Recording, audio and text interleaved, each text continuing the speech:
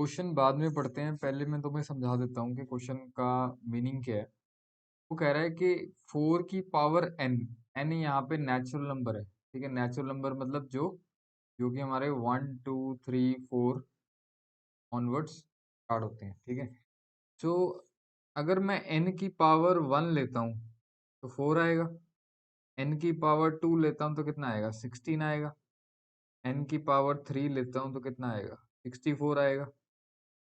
n की power 4, ऐसे करते करते जितनी मर्जी पावर ले लो, 4 टू द पावर 1986 ले लो, ये भी एक नेचुरल नंबर है। ठीक है, तो 4 टू द पावर 4 करोगे तो जो लास्ट डिजिट आएगा वो जीरो आएगा या नहीं आएगा, वो हमने चेक करना है।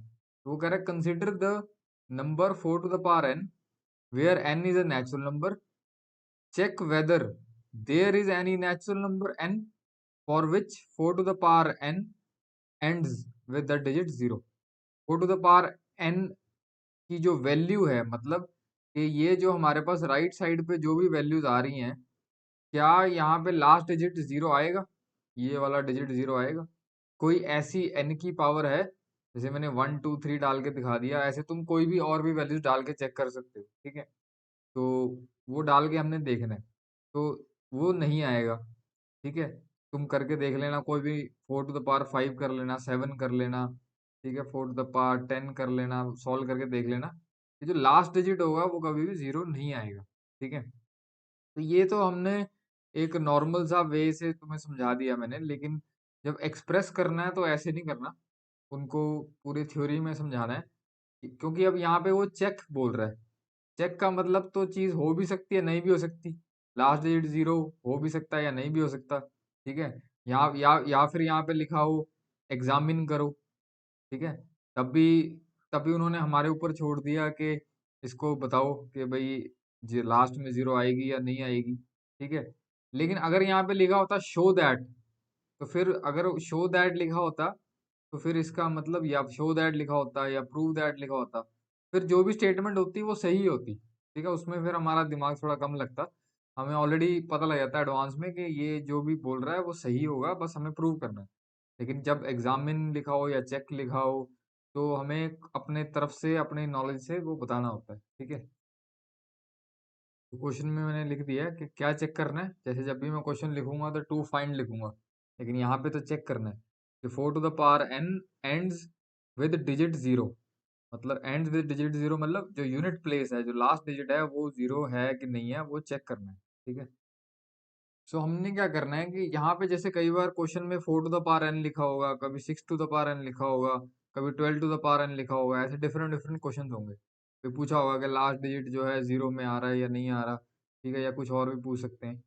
तो हमें हर बार इन्हीं क्वेश्चंस में, इस टाइप के क्वेश्चंस में क्या करना है कि ये जो नंबर है ये वाला, ठीक है, जो बेस में है, इनको, इनकी प्राइम फैक्टराइजेशन करनी है। ठीक है, अब इस केस में 4 है, तो मैं 4 की प्राइम फैक्टराइजेशन करूंगा। ठीक है, तो 4 की प्राइम फैक्टराइजेशन करी तो आ गया 2 और 2।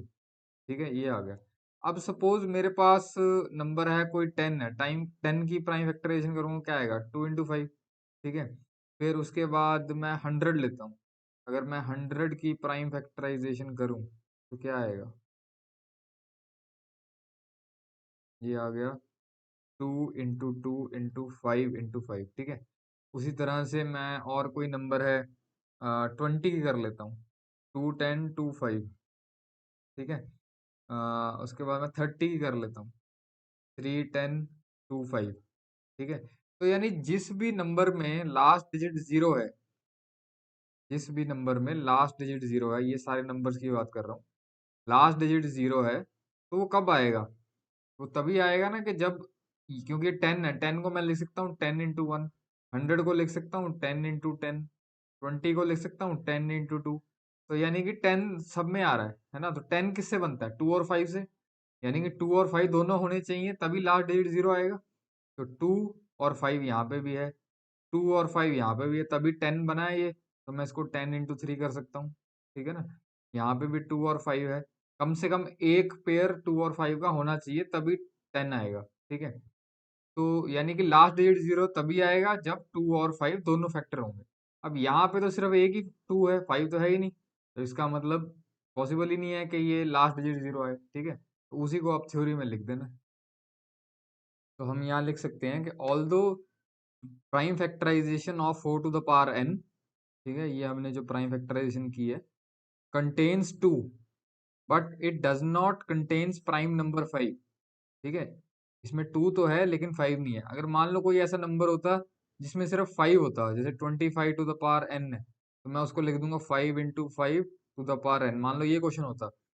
फिर यहाँ पे मैं लिखता कि ऑल्दो इसके अंदर 5 तो है लेकिन 2 नहीं है, ठीक है, लेकिन इस केस में 2 है 5 नहीं है। तो दोनों का होना जरूरी है, कोई सी एक के होने से बात नहीं बनेगी। 10 तभी आएगा, और 10 आएगा तभी लास्ट डिजिट 0 आएगा। तो हम लिख देंगे also the prime factorisation of 4 to the power n contains 2 but it does not contains prime number 5। तो आगे हम और लिख देते हैं। और हमने ये भी पढ़ा था कि किसी भी नंबर की प्राइम फैक्टराइजेशन करें, जैसे मान लो मैं 15 की करता हूँ तो आएगा 3 इंटू 5। दूसरा बच्चा उसको 5 से स्टार्ट करता है, इसने 3 से स्टार्ट किया, इसने 5 से किया, 5 3 द 15। तो 15 को मैं 3 इंटू 5 लिखूँ या मैं 5 इंटू 3 लिखूँ, बात तो एक ही है ना। तो this prime factorisation is unique, जो हमने फंडामेंटल थ्योरम ऑफ अर्थमेटिक में पढ़ा था, वही चीज़ मैं यहाँ पे लिख रहा हूँ। Also according to fundamental theorem of arithmetic this prime factorisation is unique. ऐसा नहीं है कि कोई फैक्टर हमारा रह गया है, वो सारे फैक्टर आ जाएंगे, बस आगे पीछे हो सकते हैं लेकिन फैक्टर सारे आ चुके हैं, ठीक है। तो यानी कि इसमें एक तो 5 नहीं है और सारे फैक्टर्स आ चुके हैं।